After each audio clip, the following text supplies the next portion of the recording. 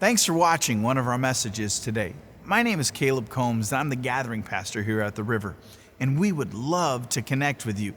An easy way to do that is text River Connect to 97000, or you can visit our website, theriverchurch.cc, for more information. If you'd like to financially contribute and give to the River Church, you can text an amount to 84321, or again visit our website and click the Giving tab. We hope you enjoy the message today. When something has God in it, it lasts for a long time.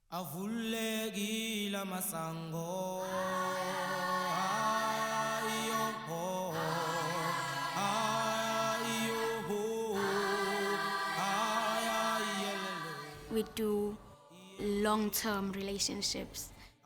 Every organization does that.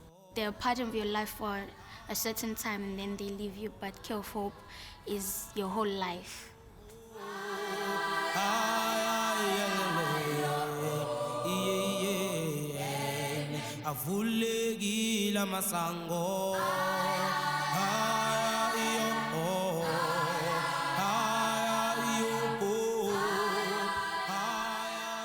I didn't get to know my mother that much because I don't remember when my mom passed on. I didn't know my father back then, so I still don't know my father right now. So when I grew up, I was abused physically. I used to find it so hard to trust because of my background with my dad. Like a biological father relationship, it's something I don't have. It's something I wanted, because I feel like every girl needs a father in their lives. I was going through a lot. I didn't have a stable home. By that I mean there was no love at home. So I had to find a way to escape that. And when I went to Care of Hope, there was a place for me to feel like I was loved and to feel the love that I needed.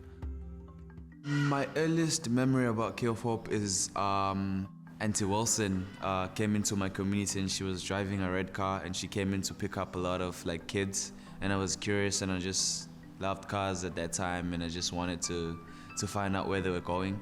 So yeah, and so I jumped on the car. So that's the earliest memory about Care of Hope. I remember going to Care of Hope for the first time. I sat by the door because I've never seen a white person in my life. I feel like that me coming to Care of Hope at that time of my life kind of helped me pick up my faith again, and my life just changed for better. And I kept wanting to come to Care of Hope more because I had things that I was looking forward to, consistency, because I hate change. So at Care of Hope I had everything planned out for me. I feel like right now I'm talking it sounds like heaven. It's not heaven, but you don't have to worry about things. It's almost like when your youth night, Aunt Rachel would say, shake off your week. Shake off everything that has been happening, anything that has been worrying you during the week. Just shake it off and you can get relaxed, you can feel at home.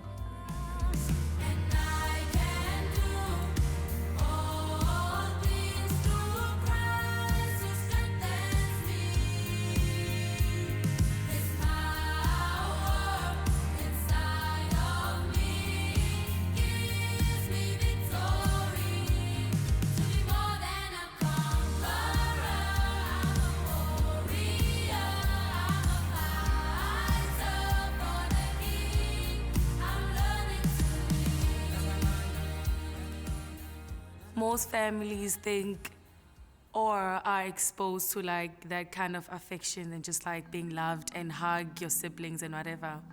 That's just because in our homes that's not normal, and so there's a big difference. You can totally tell that we're family, because when I'm around here it's so normal to come up to someone and greet them with a hug. It's so different than home. So for me, it really defines family. I found a family that I didn't have, and I found brothers and sisters. I found the love that I needed from a mother. I found the love that I needed from a father. So yeah, it has been great, and I'm still grateful that I'm still part of Key of Hope even now. All of us have found God through Key of Hope, and built our relationships with God through Key of Hope, and learned a lot. I just love how God making more stories through our testimonies. And I think it's the love that they come here for. And it's the overflowing love. The foundation of Key of Hope is based on love. Not just any love, but like the love of Christ in us that's like just keeps on being poured to us. So we can just take it and pour it to the kids as well. I'll say I'm very blessed to have or experience a place like Key of Hope.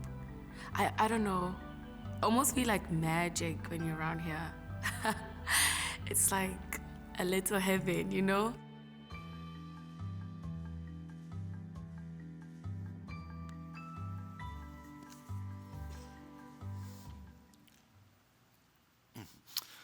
Good morning, River Church. It is like a little heaven, by the way. It is, to be at Key of Hope is incredible. For the kids, it is like, do you know the movie The Wizard of Oz? Like, if you're older, you probably know the movie. I ask young kids now, have you seen The Wizard of Oz? And they have never heard of it. Like, what is happening to parents?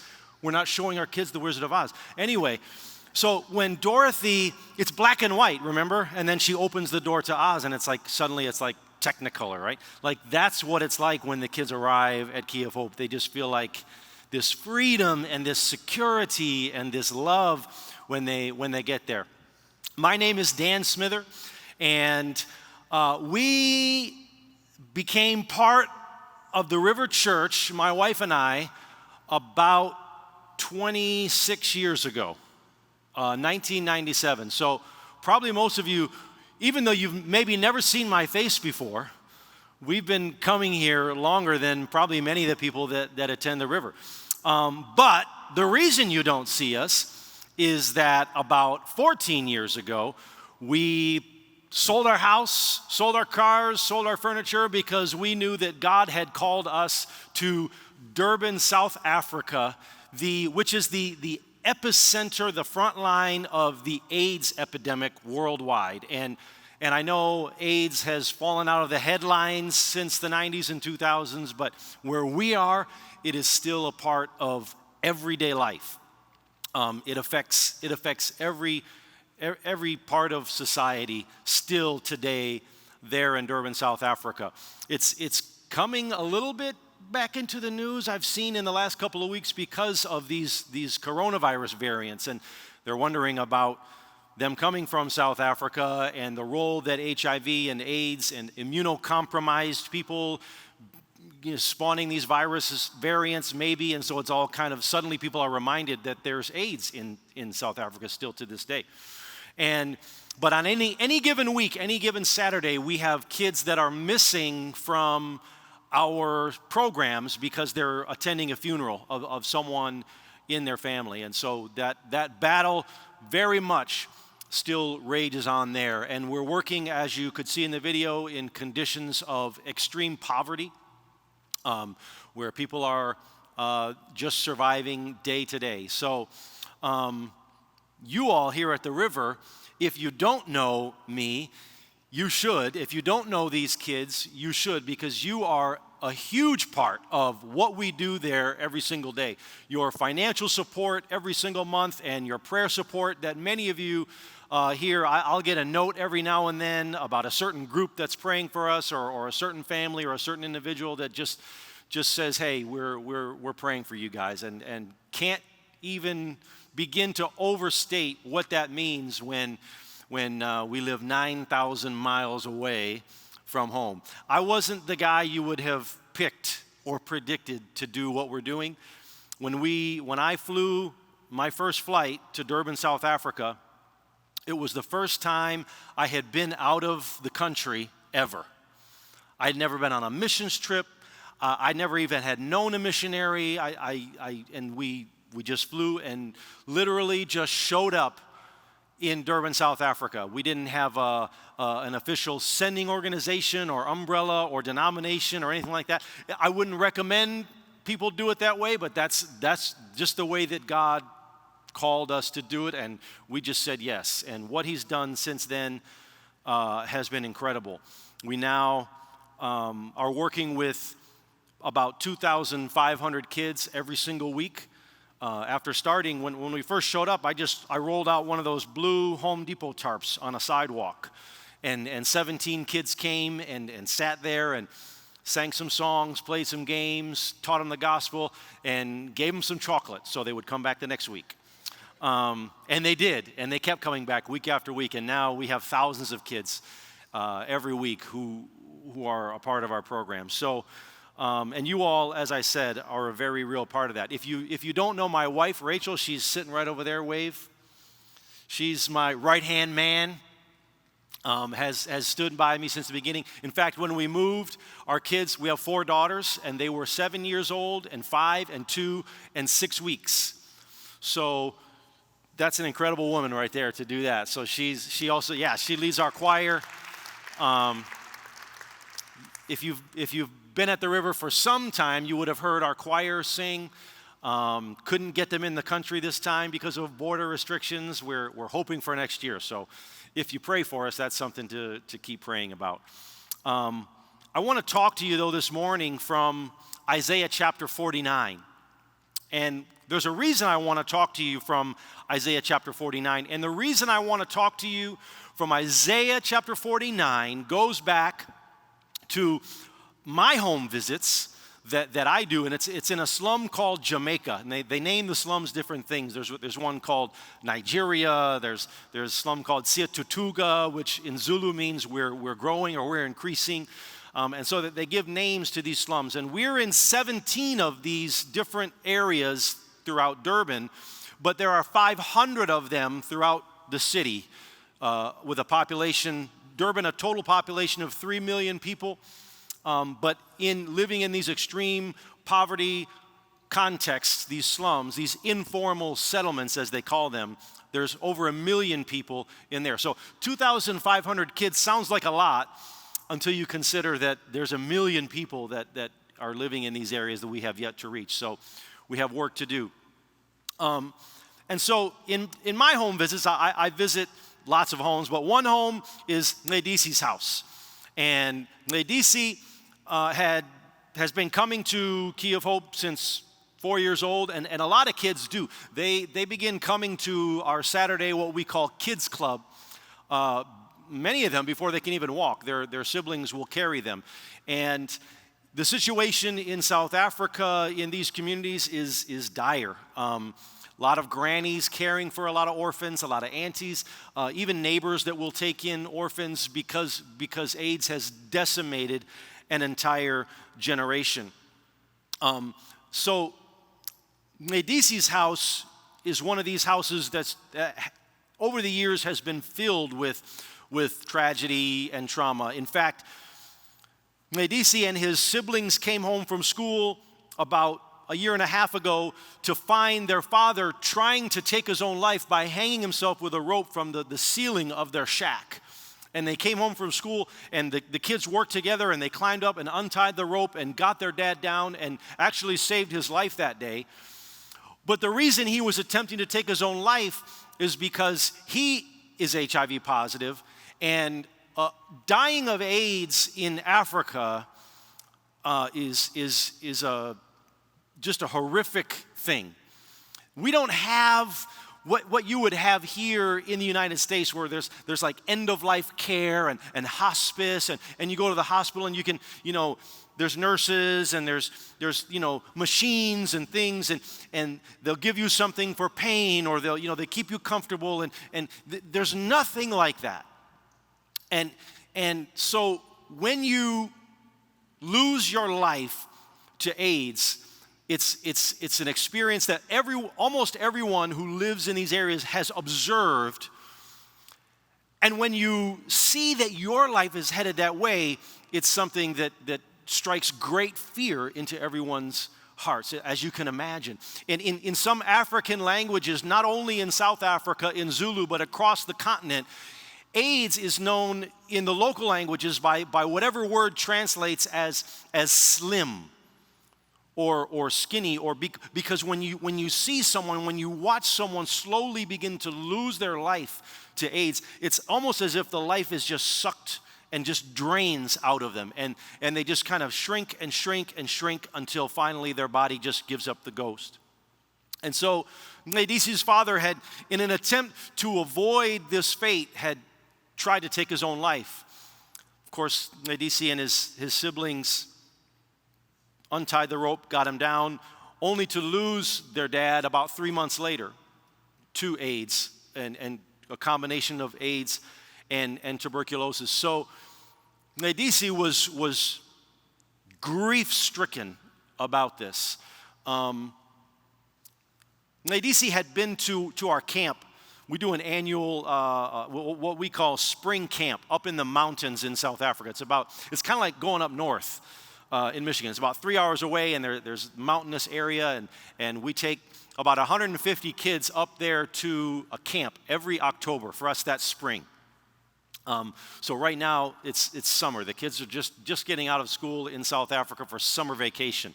Some of you are very jealous right now that it's summer somewhere, but it's summer there. So every spring we take these kids to camp, and camp, I know in America is a great experience, and everybody wants to go to camp, and that's true in South Africa as well. And for our Key of Hope camp, all the kids want to go to camp, but it's not necessarily something you want to get chosen for, because we build this list for camp every year, week by week, with the kids who have lost a parent. So when their mom dies, we say, okay, yeah, put that kid on the camp list. When they've been diagnosed and have found out at age 10 that they are HIV positive, we say, we'll take them to camp this year. You know, we're going to care for them all the way throughout, but this kid needs a week of extra intense TLC and counseling and love. Let's take him to camp. When kids are abused physically, sexually, then we say, put them on the camp. We need to get that kid to camp. And so we build that list for camp in the year leading up to that camp. And so we end up with 150 kids, and there's even a waiting list of kids that we can't take, but we're limited to that 150. We take them to camp for that weekend, and it'll tell you something about Ngedisi's context and about his household when I say that Ngedisi had been put on the camp list 3 years in a row. That's the kind of home he was coming from. And I'll just say this for you guys. That camp almost didn't happen this year. We normally have a mission team that comes and has come for like 8-9 years in a row, that a group of 20 people, they're all trained in child psychology and trauma and all that thing, and they come every year and they put on our camp for us. But this year, because of restrictions and travel and lockdowns and things like that, they weren't able to come, and our camp was not going to happen. It was in jeopardy. We didn't have the budget really to do the camp. But one contact with the River Church through Pastor Caleb, when I said, hey, our camp is in jeopardy, the River single-handedly put on that camp for us a few months ago financially. So that's a huge thank you. On behalf of all those kids that went, I'm expressing gratitude to you for that, because you all pulled that out of the ashes when we thought it wasn't going to happen, and just made it happen financially. So it was a rescue for 150 kids who desperately needed that. So thank you for making that happen this year when we thought it was in jeopardy. Yeah, that was incredible. And so Ngedisi had been to camp 3 years in a row. And so this is, there's, of course, all,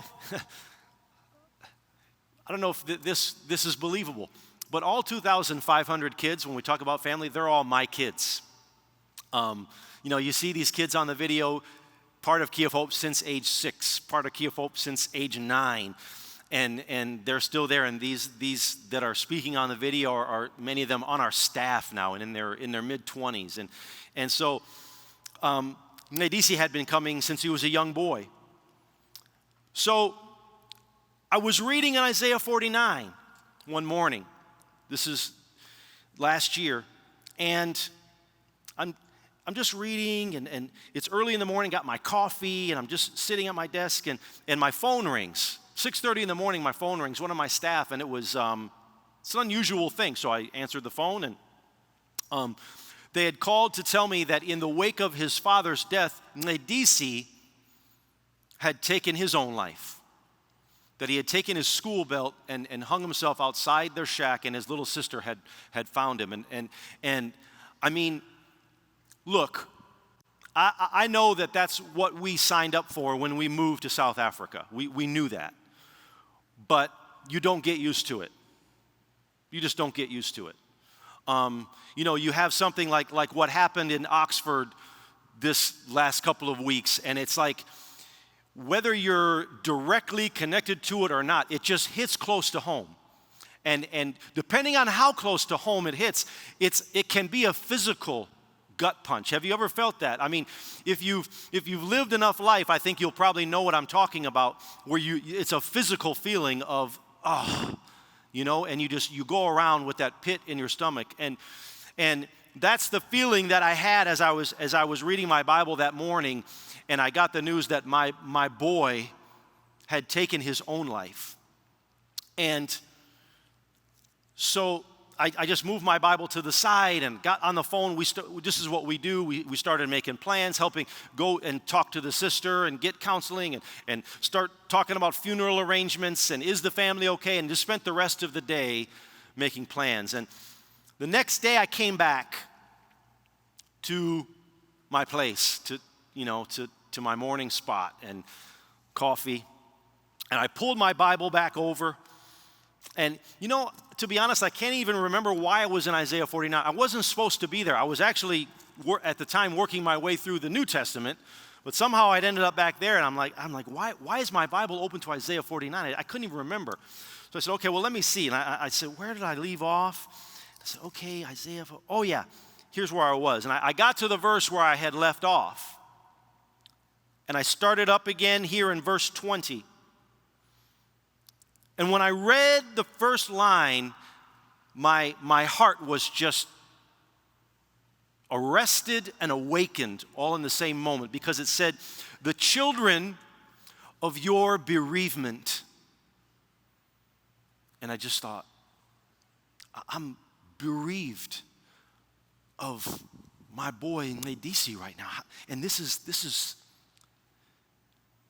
speaking right to where I'm at. Did you ever read the Bible and it said something that was just exactly what you needed? The children of your bereavement will yet say in your ears, the place is too narrow for me. Make room for me to dwell in. Another version says, make more room for us.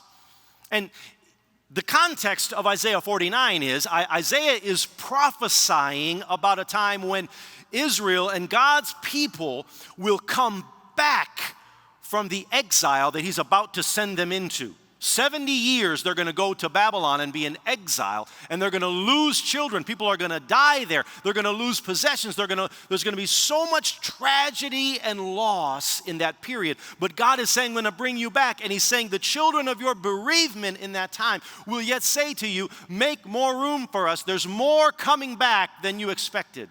Build more houses. Make more room. And I just felt, and look, there's a controversy and different opinions about suicide and salvation and all that kind of stuff, and I know there's different beliefs throughout the different parts of the church. But before he took his own life, I had the privilege of praying with Nadisi to accept Christ. And I heard this boy sing songs of praise, and I heard him recite verses and watched as he would listen as I would preach the word, and I just feel like I'm going to see him again, that he's in heaven. And it was as if he was saying to me from there, Uncle Dan, that's what my name is in South Africa. Uncle Dan, there's more of us. Make more room, Uncle Dan. Make more room. There's more kids like me that need to be in that family. Make more room for us. The children of my bereavement were saying to me, make more room. We've lost a lot of kids in 14 years. And I can hear them say to me, make more room. There's more. There's more kids. And of course, okay, for me, making more room has always kind of been a part of my life. If you know anything about my family, I'm the oldest of 14 kids.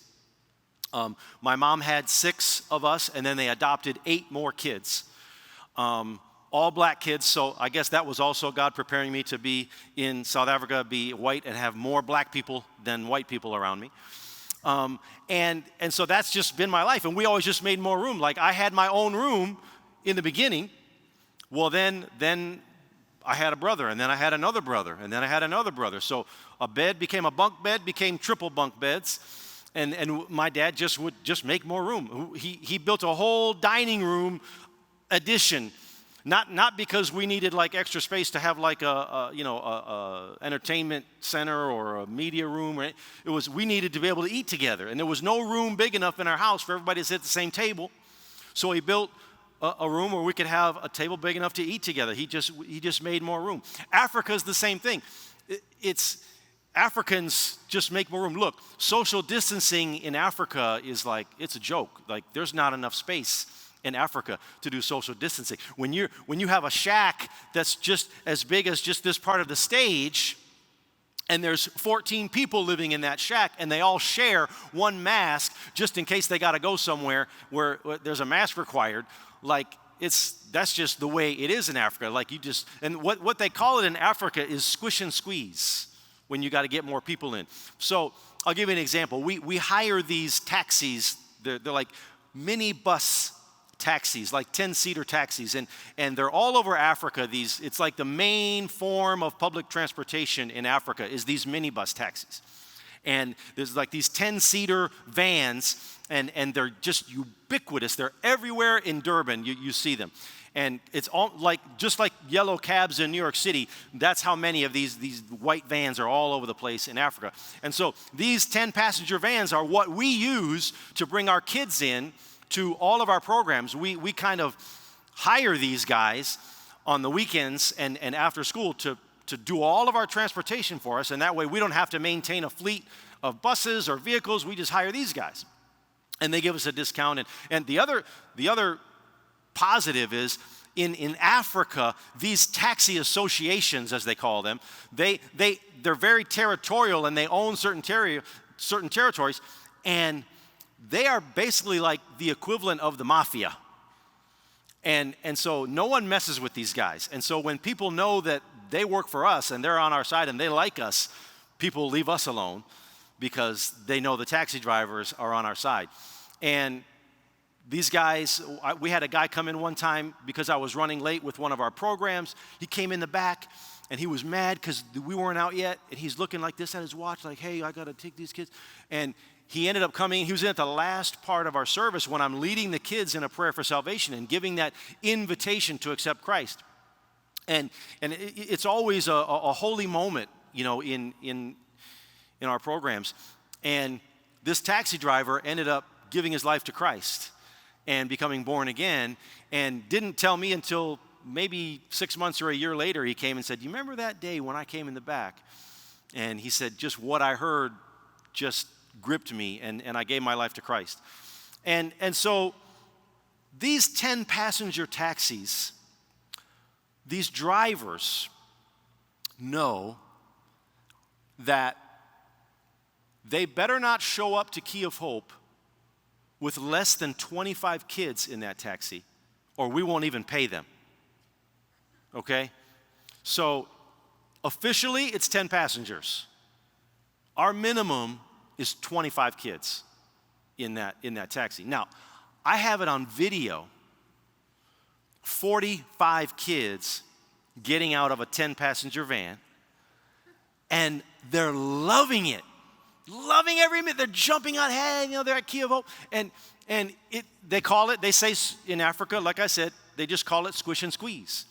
And when there's 25 kids in there and the taxi driver pulls up to the next stop and there's 7 more kids waiting to get on that taxi and come to Key of Hope, they open the door and all the kids say, squish and squeeze, and they just move over. Everyone just kind of shifts a little bit. You move what you got to move and shift what you got to shift, and you get one more in there. And just say squish and squeeze. And so when I read this, make more room in Isaiah chapter 49 and verse 20, it made sense to me. Like, fortunately, we don't have fire marshals in South Africa, because our hall, probably if I were to bring a fire marshal and he would have put up a capacity sign, it would probably be 75, 100 kids, I'm guessing, would be how much our hall holds. And we really don't put any less than 500 in the hall at a time. I'm telling you, it's some squish and squeeze in there. And we don't do chairs. Chairs take up too much room. We do bleachers. You know what I'm saying? So when it's all one bench and they're stacked up, I mean, they are stacked up. And kids sit on the floor, and kids sit, like, if I'm preaching, I'm doing this, I'm stepping over, kids, and we just squish and squeeze in there. And to me, when I read this, make more room for us, it was, in a way, it was Laodicea, but in another way, it was the Spirit of God saying, there's more. Make more room. And so we've just done that this year. We've started a bunch of new programs, and our attendance every week is up by 50% just in the last 6 months. And things in South Africa are just exploding. But here's the thing that I want to challenge you with this morning is, I looked back in verse 6 of that same chapter. And I want to read that verse after I tell you about a girl named Fundiswa, who I also visit every single week. And I remember when I met her, because when I do my home visits, I just have a lot of fun. And I'll take the kids, which same thing I do to my kids. I'll take them and I'll just throw them up in the air and then catch them. Any dads, you ever do that to your kids? Yeah? Okay. And sometimes I would give my wife a heart attack. I throw them way up in the air. The thing is, you do that to one kid in the slum on home visits. I'll throw one kid up and I turn around and there's a line of like 50 kids now waiting. They come from everywhere. And so I don't need a gym membership or anything like that. I just go on home visits and throw kids in the air, and it's my exercise. So I was doing that, and this girl is standing off to the side. And I remember to this day what she was wearing that day.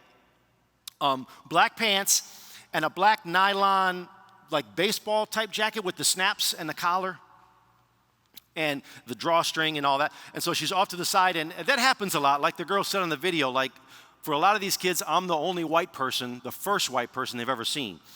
And in Zulu culture, there's a lot of like myths and legends about white people. And sometimes I can use that to my advantage if I want to scare a kid, into behaving.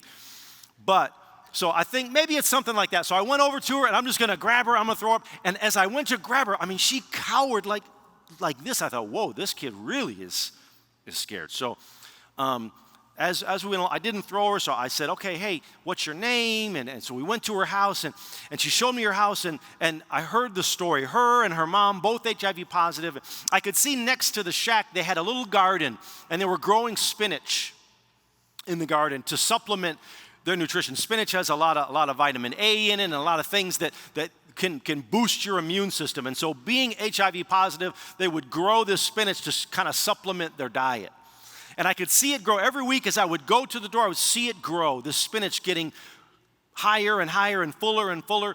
And then I remember one week I went and they had harvested it all, and it made me feel good because I thought, okay, now this spinach is ready to eat and it's going to help them.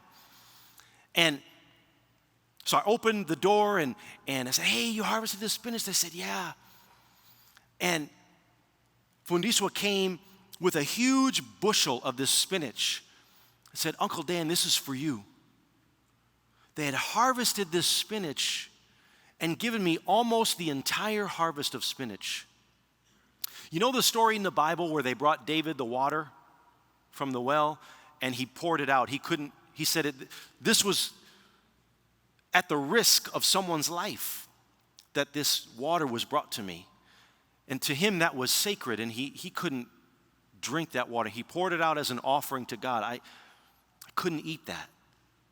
And I ended up taking it across town to another family that I knew could use it and gave it to them. And so I had to accept it from them, and so I did. But if I had looked at that garden, I never would have thought, oh, there's enough room in that garden to give Uncle Dan a gift of gratitude out of that spinach. I just felt like if I was HIV positive with my daughter, like we would say, we need every bit of that spinach. It's our life. But somehow in that garden, they did a little squish and squeeze, and they had enough out to give to me. And it challenged me, and I want to challenge you with Isaiah 49, verse 6, which says, it's too light a thing that you should be my servant to raise up the tribes of Jacob and to bring back the preserved of Israel. In other words, God's saying, it's too small of a thing that I'm going to do all these great things just for you. It's not just for your house. He says, I will make you as a light to the nations, that my salvation may reach to the end of the earth. And I want to just say to you this morning, whatever God has done in your life, however it is, by whatever miracle, and I don't care what your background is, the fact that you are sitting in this church this morning is a miracle. Never lose sight of that. But it wasn't just for you that he did that. It was to make you a light to the nations. What he's rescued you from. Whatever background you came from, and however thankful you are for what he's done in your life, it's too small of a thing that it would be just for you to enjoy that and just for you to be blessed by that. He wants to make you a light to the nations, that his salvation can go to others as well. How can you make more room in your life for those that are still coming? Look how many empty chairs there are in this 9 o'clock service. We have room for so many people to come into here and experience the transformation and the blessing that you have. How many of us arrived here this morning with empty seats in your car? Someone that could have come. How many of us eat dinner every night at a table with empty chairs in it? How many of us have a spare room in the house with an empty bed every single night? If Fundiswa can squeeze out enough spinach from a little garden that they desperately need, but still can find a way to dedicate some to God, something outside their house, couldn't you squeeze out another couple hours out of your schedule for someone who desperately needs a mentor or a friend? I know budgets are tight and money can be spread thin. But could you squish and squeeze it and make more room for a lost and dying generation all around us that's calling out, make more room for us? And maybe for you it's just making more room for Jesus just to come into your life. In all the busyness of the holidays and everything that you're thinking about in your life, it might just be that in this Christmas season, you just need to make room for Jesus to come in and transform your life, forgive you of your sins, and give you a fresh start. If you fall into any of those categories this morning, I want to pray with you right now. Would you bow your heads with me? Heavenly Father, I thank you so much for saving me, for blessing me. So many of us in this room that have tasted the goodness of your salvation and your light and your life. But God, I know that you haven't done that in our lives just for us to enjoy it, just only for our home, just only for our family. God, help us to see, challenge us this morning to make more room for those who still need to hear your voice. And God, for those in this room that still have not made room for you to come into their life and into their heart, I pray that you would speak to them this morning. God, as they open their heart to you, that you would come in and bring light and life and redemption and rescue and healing as we head into this Advent season. Thank you for making more room for us in your home in heaven. In Jesus' name, amen.